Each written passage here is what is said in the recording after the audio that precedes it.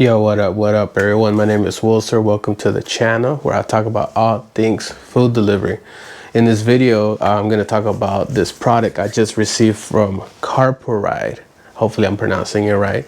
But what this thing is basically a 7-inch waterproof screen, touch screen that you put on your motorcycle. This company has like a bunch of them for like cars and like, you know, for your van, SUV, whatever. But they made a couple specifically for motorcycles, which is really cool because, you know, I love tech. I like having all my gadgets, all my tools. I have a touchscreen on my Honda Element, and you know, just I like navigating all my stuff on there, music, maps, YouTube, whatever I want to do on it. Makes me feel like I have a brand new car, which I don't. It's like 17 years old or maybe older. Anyway, but I have a Yamaha Zuma scooter, 2023. Great scooter, I love it.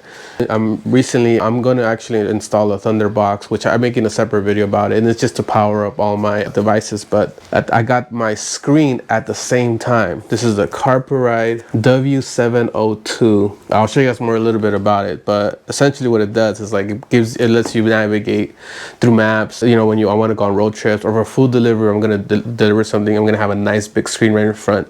And since I record my videos with the GoPro, I'll have my chin mount or the chesty, you guys, because the phone's too small for you guys to look at the maps, but this big screen, you guys will be able to see me navigating, and it's going to make it easier for me. You guys are going to be able to see it on the screen. It's going to be cool. I can't wait. I'm excited. Waterproof. You can use CarPlay, so like Android Auto. I think CarPlay is iPhone. I don't know. I don't have an iPhone. I have an Android. But Android Auto, so it's fully compatible. It pairs via Bluetooth. I never really used Android Auto, so I'm unfamiliar with it. So we're gonna see what it's like. Let's see what you can put a memory card in here, voice controls, which is something that I don't normally do because when I try to do voice control, it doesn't use the Bluetooth. It tries to use a phone mic. It's a little problem. Hopefully this solves that, so I can tell I can pair. It's gonna pair to my helmet, but hopefully I can actually talk to it through Android Auto. But we'll see, man. I can't wait to open this thing up and check this out. So look, these are the main features: phone link, take calls, listen to music, real-time navigation, that's what I just mentioned, Bluetooth support, so obviously hands-free, voice control, support Apple Siri and Android Voice. That's the one. I really hope this can work for me.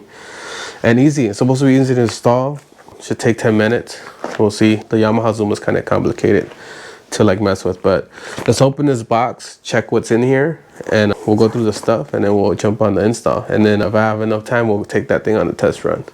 All right, let's do this, baby. All right, guys, so let's get started on the Carpuride W702. I had to write it on the plastic bag because it doesn't show the model number anywhere.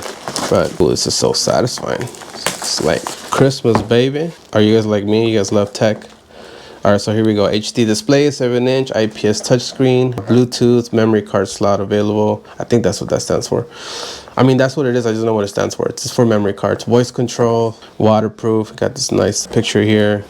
Got the icons, Bluetooth, IP67. That's the waterproof compatibility.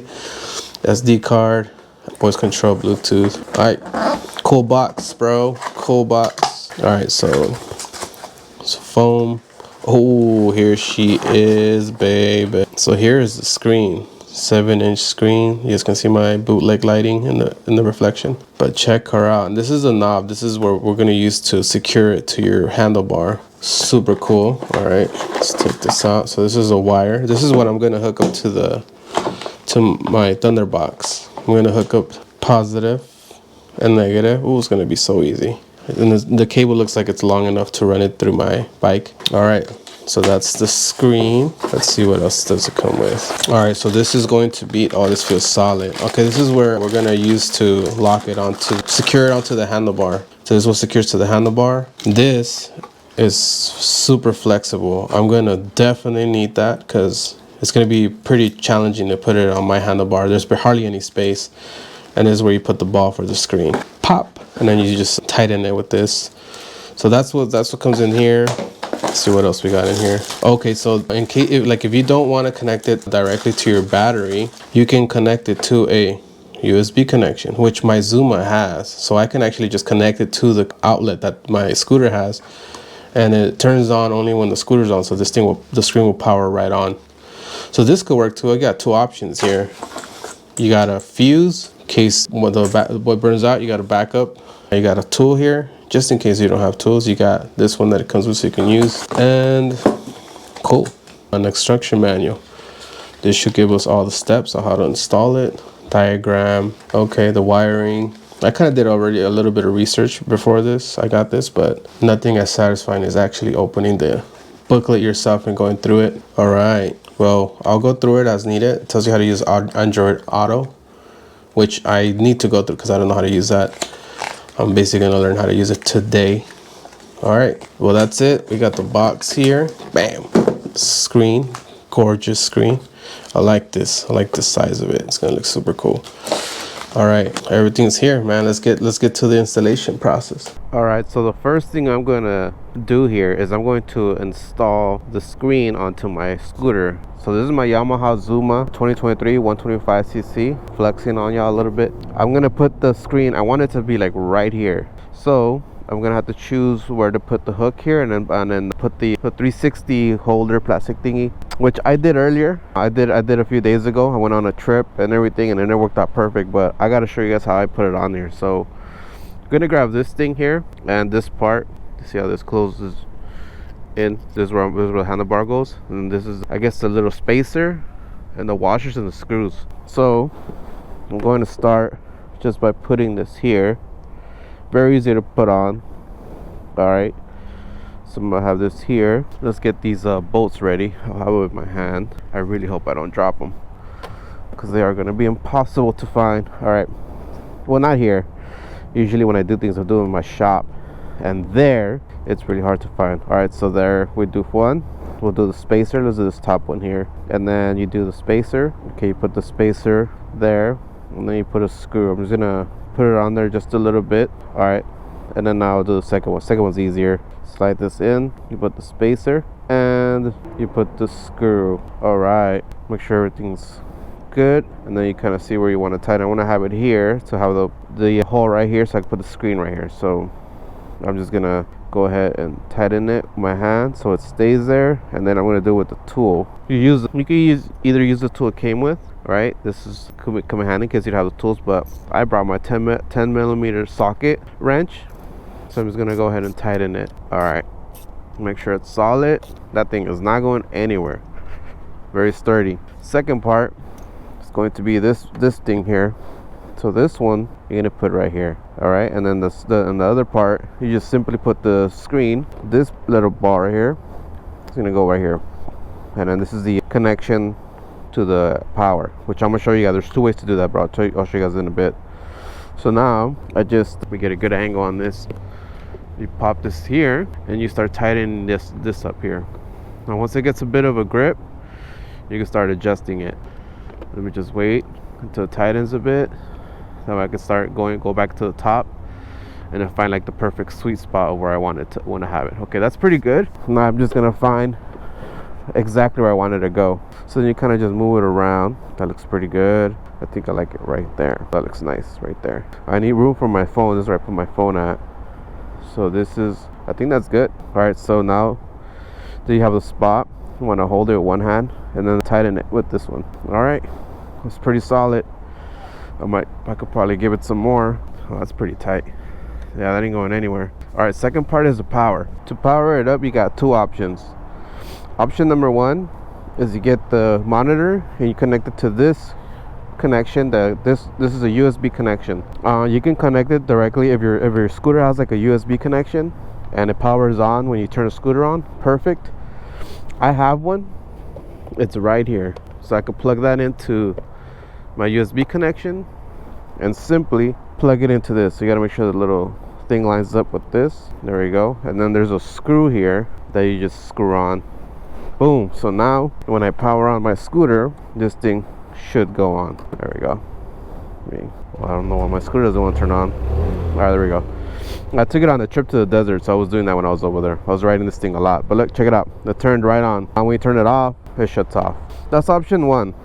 Option two, which is the option that I'm going to go with, is use the other wire to hardwire it directly to your battery. And then with the extra cable, you do the positive to the positive, negative to negative, and then there's another cable which you connect to an accessory cable. That way it lets it know when to turn on and turn off. So I did that already. I ran the cable through here. I ran it all the way through here onto my battery. Well, actually a Thunderbox, but Thunderbox is connected to the battery. And then that extra cable, you hook it up to an accessory so that when you turn the key on, it tells the computer to start grabbing power from the battery. So I did that, and that's what this connection here is. So I plug that up, screw it on so it doesn't come off during vibrations, and that's it. So now I'm not gonna use the USB connection. I'm just gonna use the power directly to my scooter. So bam, turns right on, and it looks nice. Just gotta make sure I tighten it very good, make sure nothing's loose, and the next process is we can get started on the pairing. But let me tell you a little bit about the screen. All right, so let's go through the main interface of the screen real quick. So we got, this is iPlay. This is if you have an iPhone. This is Android Auto. This is what I'm going to be using since I have an Android. Audio output. So you got two modes. You got iPlay and Bluetooth transmitter. I'm going to use Android Auto through Bluetooth transmitter. This is the display off. You want to turn the display on and off. Phone, you want to make phone calls, but you got to play your Bluetooth. This is you want to connect directly to your phone, play music. And it also has an SD card option, so you could put an SD card here and load it up with music or videos or whatever you like. Here you have settings, language, factory reset, or system version. And that's basically it. And then the top ones, brightness. Brightness is very important. During the daytime, you want the brightness all the way up. At nighttime, you want to bring it down so the screen's not overpowering and messing with your vision. What's this for? Oh, this is to change the background. Different modes. I'll just leave it at that one. This is the Bluetooth connection. You got your equalizer here. You can mess with the equalizer. Let's put it to rock. I wanna rock. And then here you have the volume. So media and voice. And then we have Bluetooth.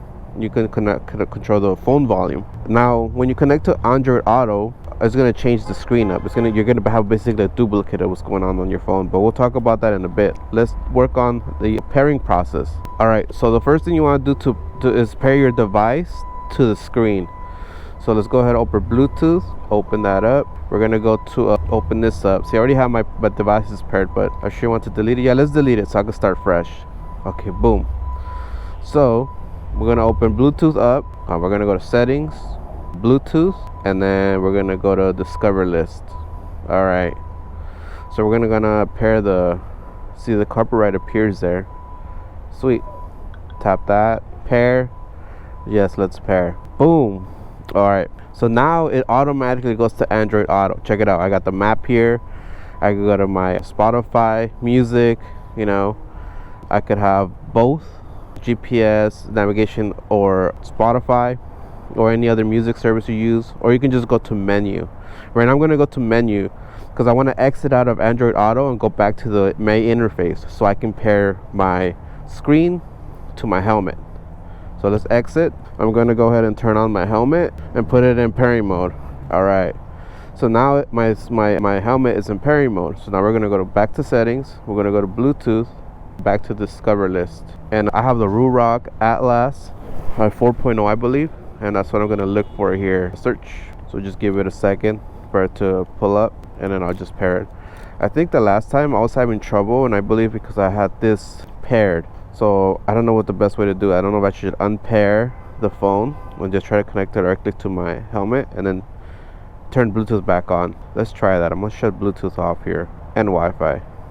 Shut that off. Okay. So now let's search again. See if it picks up my Ruroc. It automatically connects to my phone. All right. Settings, Bluetooth, discover, searching. All right. So I got my Ruroc helmet connected to my screen. So now phone connected to monitor connected to helmet. Now I got to connect my helmet to my phone. So in order to do that, I'm gonna turn off the Carpuride. I'm just gonna shut it off so it's off. Now I'm gonna turn on my helmet, put it on pairing mode, and then go to Bluetooth, find my Ruroc, and connect it. So I already did that. Helmet's connected to phone now. So do it in that order. Phone first to screen, then screen to helmet, then turn off screen, then helmet back to phone. They're all paired up now. So now let's put this thing into action. Here's the fun part. All right, so It's around 10:44 in the morning. Let's just say I want to go somewhere and get some breakfast before I start working. That I don't normally do that, but now let's just wait until this thing pairs up. Remember, we gotta wait for the green check mark for Bluetooth. That means an auto Android will pair up automatically. There it goes. Boom. So we go to search. Let me pause the music though, because I think I have settings for music to start automatically. Let me actually go into settings and go here where it says play a start music automatically. I'm gonna shut that off. I had music turned on automatically when I was on my trip, so when I jumped on, music just started playing. When I work though, I don't have music playing. So what I'm gonna do is I'm going to go here and search restaurants near me. Alright, there's Fusion Bistro 0.1 miles away. Perfect. Navigate there? Let's go to Fusion Bistro. Yeah. Got it. Fusion Bistro 0.1 miles away. Oh, that's awesome. I never even told it on navigation to send me there, but here we go. We got the navigation screen here. There's different ways of looking at it. You can do north, which I really like. Then there's overview that shows you the entire map, and perspective. Perspective is really cool for my YouTube channel. That's something that I'm going to use. And just for demonstration's sake, we'll leave it on perspective. But let's go that way. I should have jumped out the other way. All right, so let's go make a left here. In a quarter mile, turn left onto West 1st Street. All right, it's telling me the voice to voice navigation.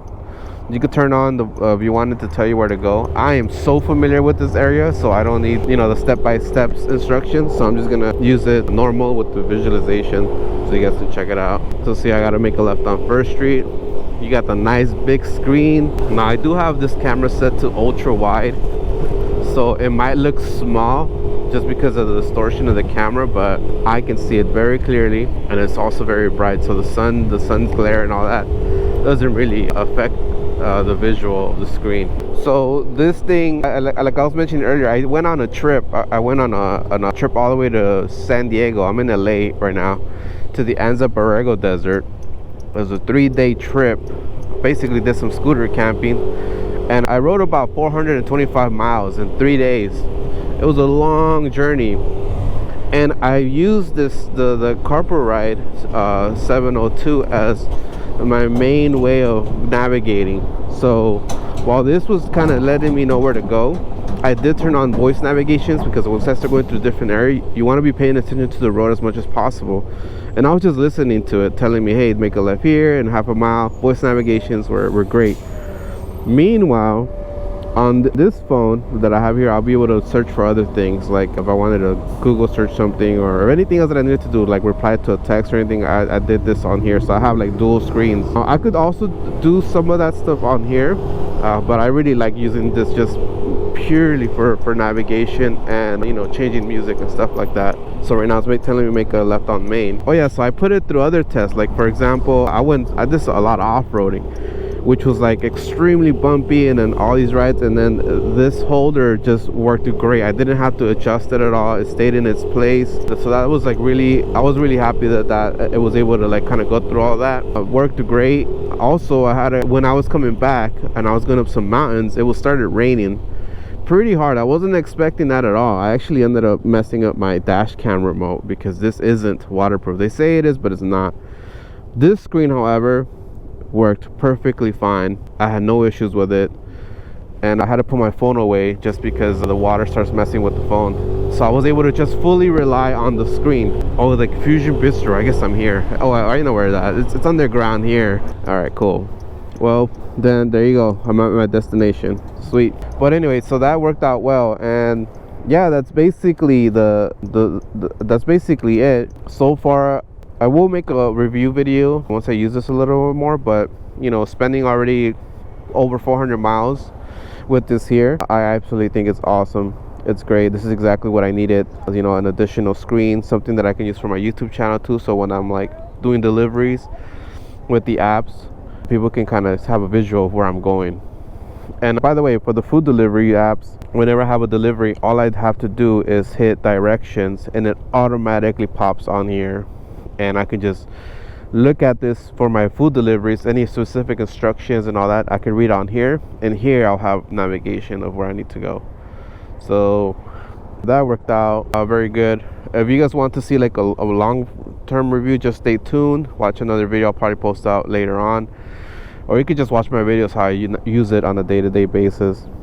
And if you guys are interested in the device, I have the links down below. Shout out to Carpuride for sending me the screen. So far I love it, I appreciate it, and yeah, let me know what you guys think about the device. Well, anyway, that's it for today's video, or at least for the Carpuride.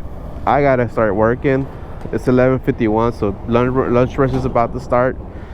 Kind of glad I got the video out the way, because it's like, you know, I just wanted to show you guys how I'm gonna be using this. But anyway, guys, thanks for watching. I'll catch you guys on the next video. Peace.